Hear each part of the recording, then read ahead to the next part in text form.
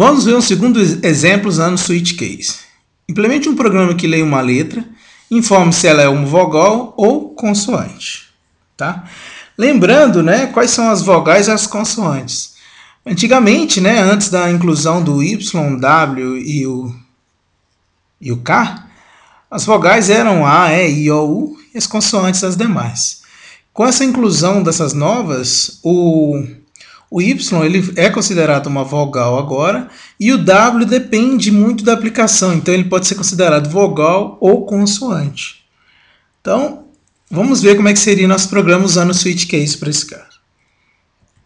Então, primeiro é uma variável para armazenar a letra, char letra, certo?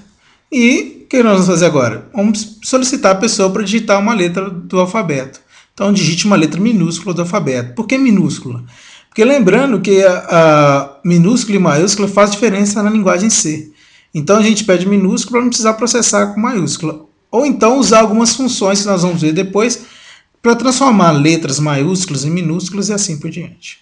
Mas, por enquanto, vamos só solicitar que a pessoa digite uma letra minúscula do alfabeto. Sem letra. Então, nós obtemos a letra. Agora, nós temos que processar essa letra. Então, uma forma de processar é usando o switch case de uma forma diferente. Olha que interessante. Então, como em todas as vogais nós vamos ter uma mesma representação, então, uma ideia é colocar todas elas. Então, case A, case E, case I, case O, case U e o case Y. Todas de uma única vez.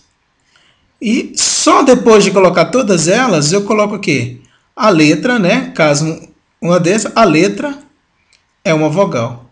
E no final com break.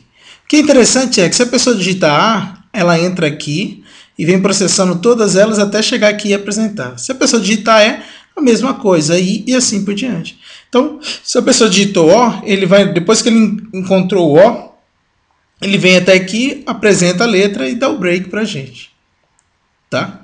Agora, caso não seja nenhuma vogal, por exemplo, nós temos o W agora que tem essas duas possibilidades, então, caso o W, aparece aqui, que a letra pode ser uma vogal ou uma consoante.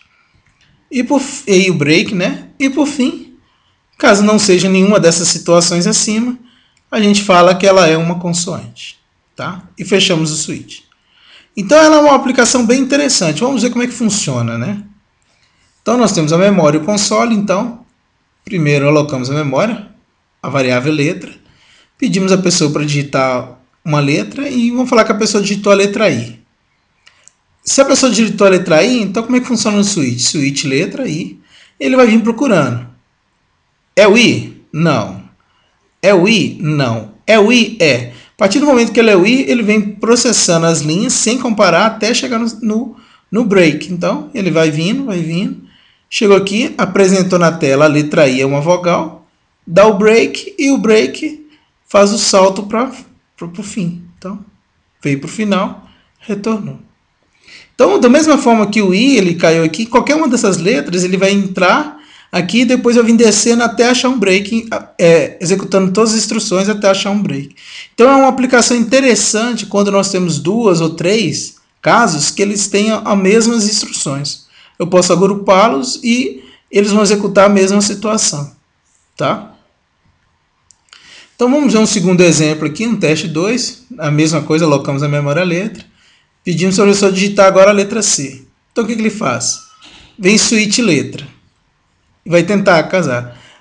A letra lá é A? Não. É o E? Não. É o I? Não. Não. Não é o U? Não é o Y? Então, o que ele faz? Tenta com W. Como não é nenhuma das opções, ele vem para o padrão e apresenta na tela. A letra C é uma vogal. Então, essa é uma aplicação bem interessante para usar o switch case também, onde nós podemos agrupar casos que sejam idênticos aqui para executar as mesmas instruções. Nesse caso, todas as vogais vão executar essa mesma instrução, tornando esse código um código compacto, né, e mais simples também de a gente visualizar o que ele está querendo.